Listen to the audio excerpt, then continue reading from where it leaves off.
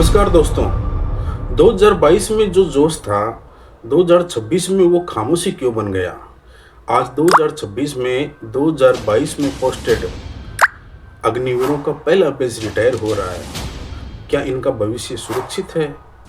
और देश के सामने यह बहुत बड़ा सवाल है कि इन युवाओं का भविष्य आखिर कैसा होगा?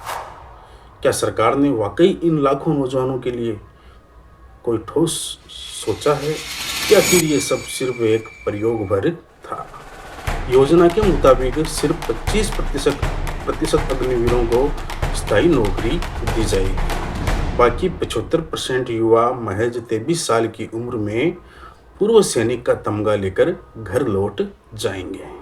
न उनके पास पेंशन होगी, न सेना की कैंटीन की सुविधाएं, न ही उन्हें वह सम्मान मिलेगा जो एक स्थायी सैनिक को मिलता है।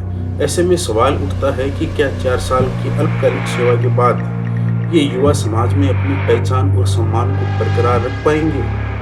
क्या वे इतनी कम उम्र में खुद को फिर से स्थापित कर पाएंगे, खासकर तब जब उनके पास न तो पर्याप्त अनुभव है, न ही कोई स्थायी नौकरी की गारंटी। सरकार का तर्क है दोस्तों कि इस योजना से सैन्य बजट पर बोझ कम होगा और सेना को युवा और ऊर्जावान बनाया जा सकेगा।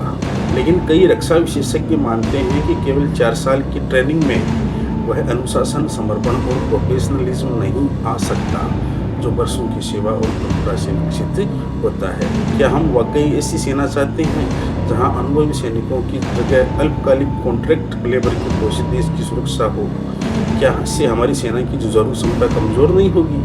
इसके अलावा समाज में लौटने के बाद इन पूर्व अग्निवीरों का क्या हाल होगा?